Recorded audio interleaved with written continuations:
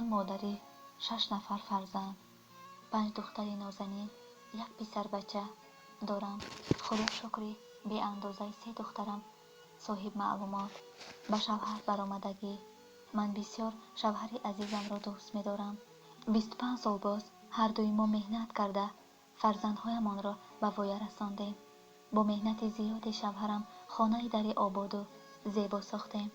شوهرم در روسیه مغازه میوه خشک را در عهده دارند. مغازه از آن خودشان.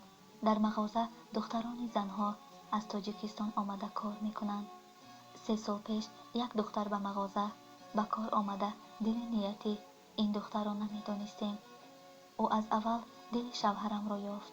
با فریب و نیرنگ های زیاد میخواست مرا از شوهرم جدا کند. همین خیل 2 سال دوام کرد. شوهر عزیزم نیست با او عادت کردم.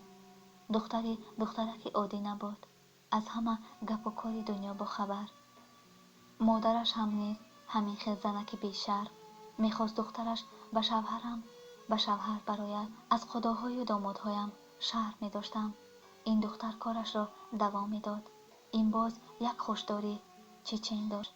چشم شوهرم کور شد و مرا نمیدید. من از زیقیم به تاجیکستان برای دمگیری رفتم. این دختر به خانه من صاحب شد. شوهرم را گرفت. من دیگر به روسیه نرفتم.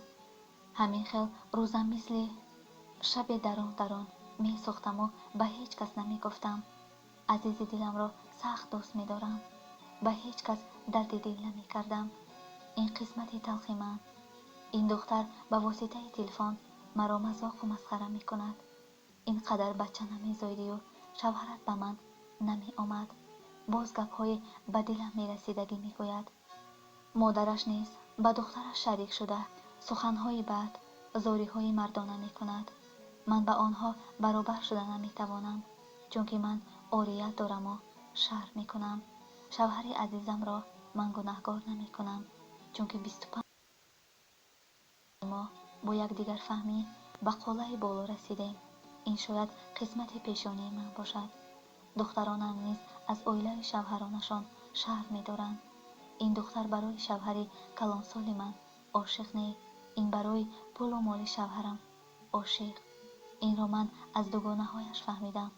روز شوهر عزیزم را می پرتاید و شوهرم در نیمه راه زندگی نماند.